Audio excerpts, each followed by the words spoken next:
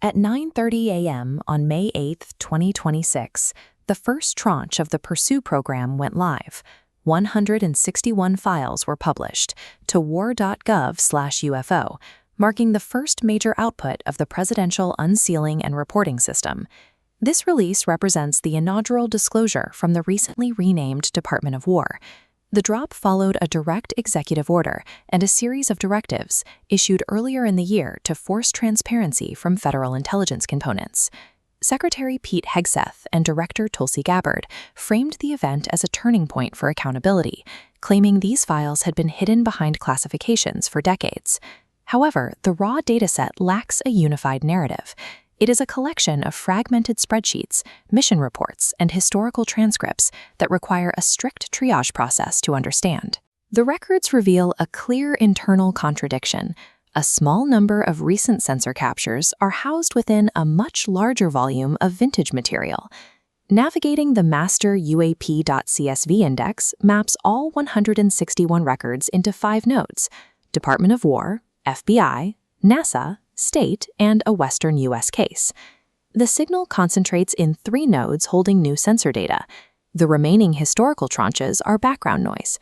By deconstructing these specific tranches, we can separate the political theater from the actual intelligence gathered by government sensors. Analyzing these files as a uniform block is a logistical error.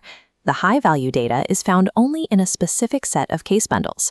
We begin with the 2023 Western U.S. event, the single case that AARO has explicitly flagged as exceptional. The file details a metallic bronze ellipsoid, between 130 and nearly 200 feet long, materializing in the sky before vanishing.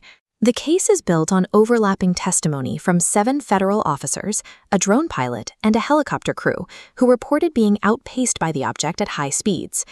AARO's internal notes classify this event as among the most compelling in their current holdings, citing the credibility of the witnesses and the anomalous nature of the object's performance. This case is supported by a broader FBI tranche containing 32 infrared photographs captured between September and December of 2025. These images show small, dark, circular objects tracked over mountain ranges in the American West. The metadata highlights structural anomalies in frames B6 and B7, including a physical appendage on one object and flight paths operating near conventional helicopters. Collectively, the FBI data shows a sustained UAP presence over the United States in late 2025 that remains unresolved by current aerospace models. The Department of War's operational tranche contains 28 previously unreleased military videos captured via FLIR and full-motion sensor systems. These files are new to the public record and do not match the famous 2017 leaks.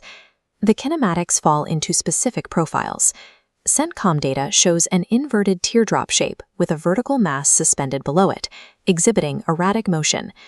In Syria, multiple feeds recorded a misshapen ball of white light with a distinct halo effect. A third profile from INDOPACOM displays a football-shaped body with 3 radial projections. Operators reported that these objects were capable of 90-degree turns at speeds exceeding 80 miles per hour while operating just above the ocean's surface. However, there is friction within the dataset. AARO uses these same files to publicly debunk some of the footage. Analysts labeled the PR-21 video as a probable Russian Su-27 and attributed the apparent size growth in PR-45 to the distance closing between the sensor and the target. This tranche shows the tension between the military operators reporting anomalous behavior and the analysts at AARO who are attempting to apply conventional explanations to the record. We can contrast these modern captures with the historical records provided by NASA. The NASA tranche includes transcripts from Apollo and Skylab missions that have been available in public archives for decades. The data also includes the 1999 French Cometa report and a letter from Carol Rosen regarding Wernher von Braun, both of which are already widely accessible outside of any classification system. These records function as padding, increasing the file count of the release without adding new intelligence to the unresolved cases. One genuinely new commitment is hidden in the NASA files, photograph VM6 from the Apollo 17 mission. The Department of War opened an investigation into this photograph, obtaining the original mission film to analyze 3 triangular dots in the lunar sky. This historical padding serves as a distraction. using vintage stories to draw attention away from the active, anomalous sensor data and new investigations. To understand the timing of the May 8th release, we have to look at the legislative climate. The Pentagon missed an April 15th congressional deadline to provide 46 specific military videos. None of those requested files appear in this release. Simultaneously, Senators Chuck Schumer and Mike Rounds have reintroduced legislation that would create a presidential review board to enforce UAP declassification across all agencies. Other members of Congress are moving to abolish ARO entirely, citing a lack of progress in revealing legacy programs. Release 01 functions as a political release valve, providing a high volume of data to satisfy the public, while withholding the specific sensor captures being targeted by Congress. When we sort the 161 files, over 100 are repackaged historical data. Only 60 contain genuinely novel intelligence. The long-term value of the drop is the establishment of the Pursue rolling pipeline, which promises more tranches every few weeks. But the immediate signal is undeniable. The 2023 Western U.S. event, 32 infrared tracks from late 2025, and 28 unreleased military videos. Release 01 adds 60 high-quality sensor captures and a new investigation into Apollo-era mission film to the public record.